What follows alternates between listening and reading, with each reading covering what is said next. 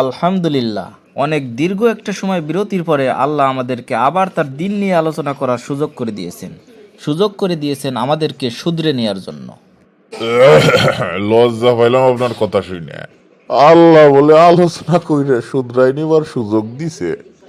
লজ্জা বলতে কি, আপনার কিছু আবার বাইসে আছে নাকি? এর আগের আলোচনায় তো আপনি একবারে উলঙ্গ হয়ে গেছেন। বস্ত্রহীন আসিফ মহিউদ্দিন, বাহ, কত সুন্দর নাম। ইয়ে মানে এসব ফালতু কথা বন্ধ করেন তো। পারলে সরাসরি আলোচনায় আসেন, মাঠে দেখবানে, মাঠে খেলা হবে। ঠিক আছে, কোন খেলা আপনি ভালো পারেন তাহলে সেইটা দিয়ে শুরু করেন। ওই লাস্ট লাস্ট কি বিষয় নিয়ে যেন আলোচনা করছিলাম, ওই মনে পড়তেছে না। ঢং করতেছেন না? এরকম একটা মোটা তাজা বাঁশের কথা কি এত সহজে কেউ ভুলে যাইতে পারে? ও ও হ্যাঁ, মনে পড়ছে। ওই জাউনিয়া কেলেঙ্কারিতে নবী মোহাম্মদকে যুক্তি দিয়ে দর্শক প্রমাণ করার চেষ্টা করছিলাম আর কি। কিন্তু আপনি নিজেকেই নির্লজ্জ, বেহায়া, লুচ্চা, বদমাশ প্রমাণ করে ফেলছেন। ওই যাই হোক, এবার আলোচনা হবে ওই ধর্ষণ নিয়ে। মানে ওই বাংলাদেশে কিছু লোক বলতেছে যে যদি বাংলাদেশে ইসলাম কায়েম হইতো তাহলে এরকম ধর্ষণ টর্ষণ হইতো না, তাহলে এটা মানুষ ভালো বিচার পাইতো। হ্যাঁ, জনগণ তো ঠিকই বলছে, তো সমস্যাটা কি? কিন্তু আমি ইসলাম ধর্ম থেকেই প্রমাণ করে দেব, যদি ধর্ষণের বিচার ইসলাম দিয়ে হয়, মানুষ ন্যায় বিচার তো দূরে থাক, সে বিচারই পাবে না।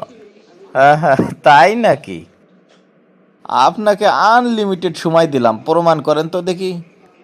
চলেন তাহলে প্রমাণ দেখাই আসি। আমার প্রমাণ দেই আবার চেয়ার নিয়ে উল্টে পড়ে যাইয়েন না।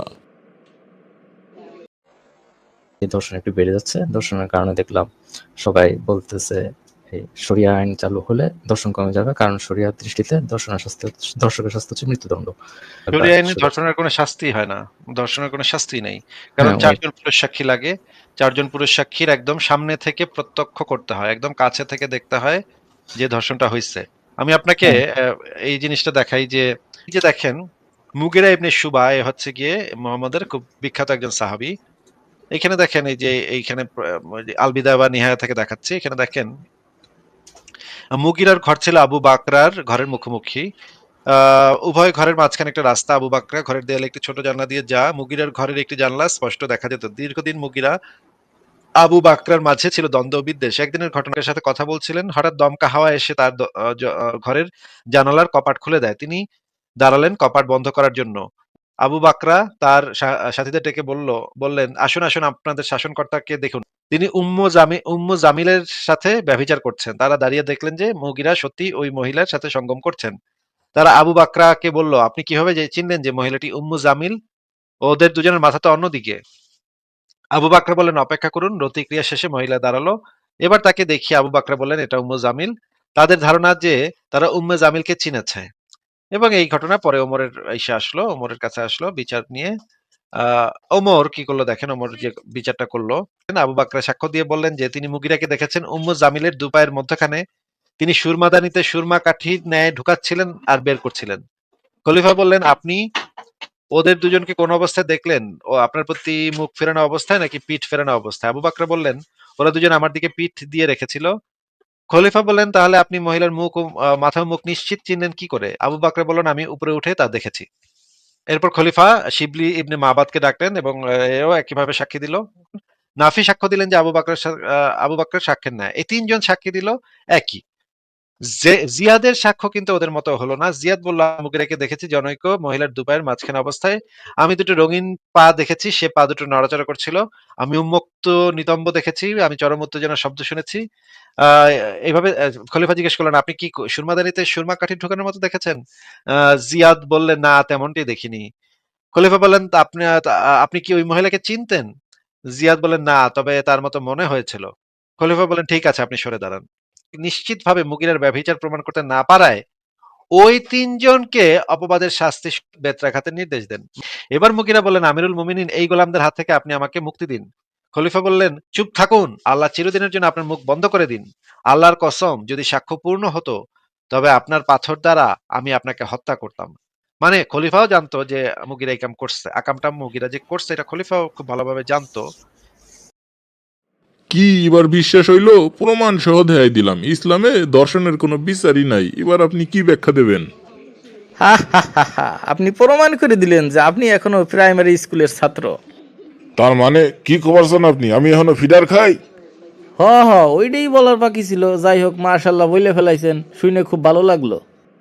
শোন রে শালার ফিডার খাওয়া বাসুর, ইসলামের দর্শনের বিচার নাই এইটা প্রমাণ করতে যে যে একটা গল্পের তুই বিবরণ দিলি, এটা থেকে স্পষ্ট প্রমাণ হয় যে ব্যবিচার কোনটা আর দর্শন কোনটা এইটা তুই চিনসই না। তুই চুপ থাক রে শালার। ইয়ে মানে আপনি চুপ থাকেন, আপনার মতো তো আর আমি তুই তুকারি করে বলতে পারি না।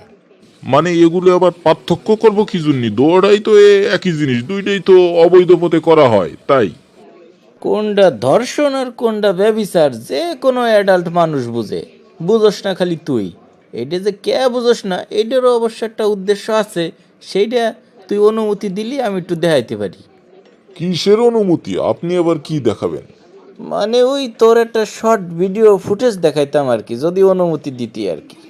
ওহো, আমার ভিডিও তো দেখান না কে, তাড়াতাড়ি দেখান, সমস্যা নাই, কোনো সমস্যা নাই, দেখান দেখান। আমরা যারা সভ্য মানুষ বলে নিজেদের আমরা মনে করি আপনারা সভ্য, আমরা মনে করি আপনারা সভ্য। আপনারা সবার সাথে সেক্স করতে পারবেন, এটা আপনাদের সভ্যতার একটা অন্যতম লক্ষণ আপনাদের ভিতরে। আর একমত হয়, দুজন যদি প্রাপ্তবয়স্ক এবং একমত হয় তাহলে হ্যাঁ ভাইয়া, খুব আপনাদের লজিকটা খুব সুন্দর। তাতে কোনো সমস্যা দেখি না। একমত হইলে ওই আপনার আল্লাহ মাফ করুক, আপনার মাদার সাথে আপনি করতে পারবেন। কত সুন্দর যুক্তি আপনাদের, অসাধারণ। এটা তো একমত হতে হবে, সেটা তো যদি একমত না হয় তাহলে সেটাই তো বললাম, একমতই হইলো দুইজনে, হইয়া তারপরে করছে। কত সুন্দর যুক্তি। আর রাসূল সাল্লাল্লাহু আলাইহি সাল্লাম যদি বিয়ে করে তাহলে আপনাদের ওইটা গায়ে নুনের চিটার মতো লাগে যায়।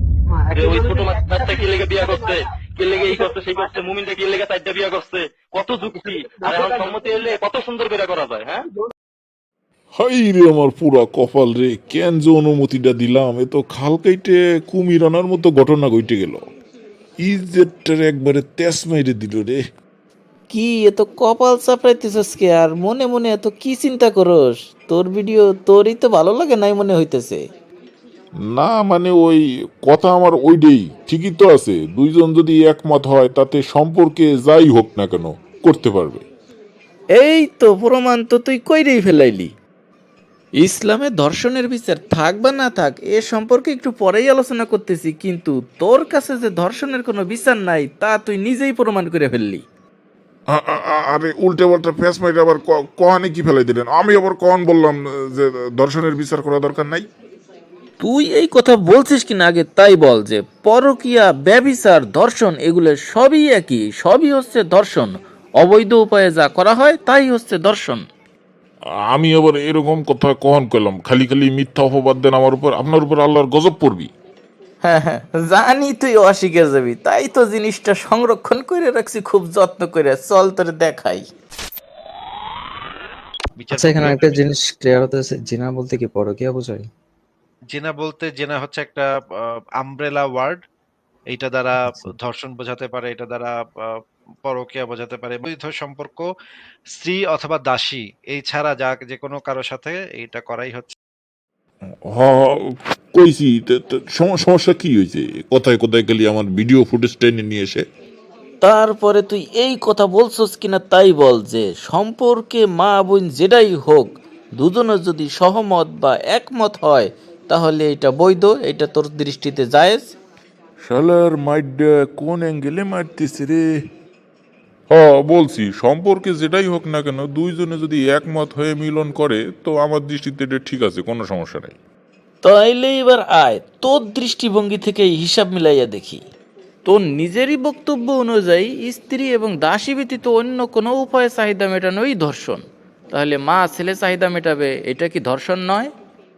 কিন্তু তুই এই ধরনের যৌন সম্পর্ককে বলতেছিস এইটা ঠিক আছে। তাইলে তোর এই কথার দ্বারা প্রমাণ হয় না যে তুই ধর্ষণকে প্রশ্রয় দিচ্ছিস, তোর কাছে ধর্ষণের কোনো বিচারই নেই। ইয়ে মানে আমি ঠিক তা বোঝাতে চাইনি, মানে হ্যাঁ এই ধরনের একমত হয়ে ধর্ষণ এটা আমার দৃষ্টিতে ঠিক আছে। মুগিরা ইবনে শুবা রাদিয়াল্লাহু আন এর ব্যভিচার যদিও সত্য প্রমাণিত হয়নি, কিন্তু ধরে নিলাম তোর ধারণা সঠিক। আর তোর ধারণা যদি সঠিক ধরেও নেই, তাহলে তো ওই ঘটনা থেকে এটাই স্পষ্ট যে সেখানে দুজনের সম্মতিক্রমেই এ ধরনের ঘটনা ঘটেছিল। তাহলে এই ধরনের যৌন সম্পর্ক তো তোর কাছে বৈধ, তাহলে মুগিরা ইবনে শুবা তার ঘটনা তোর কাছে অবৈধ অনৈতিক কেন মনে হইল?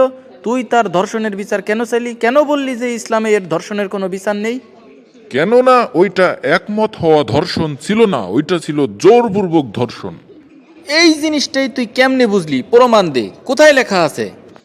এই ধর্ষণটা যে জোরপূর্বক হইছে এটা কি লেখা থাকার দরকার আছে? এটা তো নিজের বুঝতে নিতে হইবে।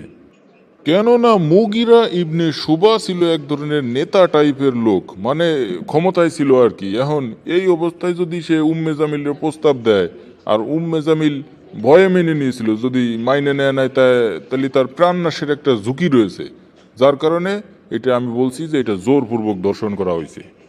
ঘটনা যে সত্য না মিথ্যা সেইটা নিয়ে রয়েছে 100% দোয়াশা, তারপরও সে আবার পইড়ে ফেলাইছে যে উম্মে জামিলের মনে কি ছিল, মানে মনের খবর তো আল্লাহ জানে, সেই খবরও মিস্টার আসিফ মহিউদ্দিন জাইনে ফেলাইছে। কি আর বলবো। তোর প্রথম ভুল হইছে ইসলামে ধর্ষণের কোনো বিচার নাই এইটা প্রমাণ করতে যে তুই এমন একটা ঘটনার বর্ণনা দিছিস যে ঘটনা কোনো ধর্ষণই ছিল না, যেটা ছিল এক প্রকার জিনা বা ব্যভিচার। আর তোর দ্বিতীয় ভুল হচ্ছে মা ও ছেলের সম্মতিক্রমে যৌনাচার, এটাকে তুই বৈধ এবং ঠিক আছে মনে করিস। তাহলে এটা দ্বারা কি বোঝা যায় না যে তোর মনের ভিতর কি ধরনের নোংরামি লুকায় আছে? এবং এটা দ্বারা এ উদ্দেশ্য তোর বোঝা যায় যে তুই খোলামেলা যৌন সম্পর্ককে তুই সাধারণ পরিবেশে উন্মুক্ত করতে চাচ্ছিস, অথচ ইসলামে গোপন যৌন সম্পর্কের ক্ষেত্রেও শাস্তির বিধান রয়েছে। শুধু তাই নয়, চোখ কান এবং অন্তরেরও জিনা রয়েছে, এ থেকেও নিজেকে বাঁচিয়ে রাখতে হবে সে কথাও বলা হয়েছে। আর তুই বেটা ফিডার খাওয়া বাসুরাইছস খোলামেলা যৌন সম্পর্ককে সমাজে প্রমোট করতি, তা স্পষ্ট বোঝাই যাচ্ছে। আরে থামেন, মানে চুপ করে ভদ্রতা বজায় রাখতেছি। ভদ্র লোকদের আসলে আপনারা দাম দিতে জানেন না। মানে আমি বলতে চাচ্ছি যে এই আধুনিক যুগে এই আপনার এই 4 জন সাক্ষীর কি দরকার আছে? এখন তো আধুনিক যুগ, এখন ওই video audio footage DNA test এগুলোর মাধ্যমে তো এর বিচার করা যায়। শুধু শুধু 4 জন সাক্ষী, এইটার বিরোধী আমি। এখন এআই এর যুগ, এখন যে কোনো একটা ভিডিও অডিও খুব সুন্দরভাবে তৈরি করা যায়, যা এত সহজে ধরা যায় না। তাইলে এই আধুনিক সিস্টেম দিয়ে যদি কারো বিচার করা হয়, তাইলে কি ওই ব্যক্তি ন্যায় বিচার পাইবে? এখন তোর এই কথাতে যেটা প্রমাণ হইল যে আধুনিক বিজ্ঞান নয়, বরং ইসলামের 4 সাক্ষীর বিধানই হচ্ছে শ্রেষ্ঠ ন্যায় বিচারের বিধান, এটাই প্রমাণ হইল। তাইলে এবার চলেন প্রমাণ করি আপনার নবীর চিন্তাধারা কিরকম নুস্তা টাইপের ছিল। দাঁড়ারে শয়তান, খালি নবী সাল্লাল্লাহু সাল্লামের চরিত্র নিয়ে কথা বলস? তোর সাহস কত বড়? তোর নিজের চরকায় তেল লাগা, তোর নিজের যে কাপড় খুলে একাকার হয়ে যাচ্ছে এইদিকে খেয়াল রাখস না কি জন্য? তোর নাম অশিল মহিউদ্দিনই ঠিক আছে, কথায় কোনো শালীনতা নাই, শালার হারামজাদা বদমাশ লুচ্চা বেহায়া কই থেকে উঠে আসছস তুই? এই যে একটা আলোচনা শুরু করছস, এই খেলাটা আগে শেষ কর। হারামজাদা পরাজয় মেনে নিয়ে আর এক জায়গা ফাল মেরে চলে যাচ্ছিস। এই বিষয়ে আলোচনা এ পর্যন্তই থাক না, সমস্যা কি? আর একটা বিষয়ে আলোচনা করি। আমি তো বলছি এটা ঠিক আছে আপনার কথা। তুমি যে কার হাতে পড়িছো বাবু, এটার সম্পর্কে তোমার ধারণাই নাই। ওই যে গ্রাম অঞ্চলে একটা কথা আছে না, গুড় ঠগান ঠকাইতে হইব, তোরে আজকে ওই তাই করতে হইবে। হৃদয়ের তো তোর কপালে নাই, আইসোস যখন একটু তোরে মলমূত্রের ভিতর গোসল করে তারপর পাঠাইতে হইবে, যাতে তোর শরীর দিয়ে আজীবন গন্ধ করে। চল তোর সেই বিদায়া আর নিহায়া সেই গ্রন্থে, যেখান থেকে তুই প্রমাণ দেখাইছস। তোরে দেখাই ছাকনি দে সেইকে কিভাবে তুই কি করছস, কি গোপন করছস আর কি খোলাসা করছস, তারপরে তোরে দেখাবো ধর্ষণের বিচার ইসলামে আছে কি নাই। এইবারে কাম সারছে রে, মনে হচ্ছে মৌসাকে ডিল মারিছি।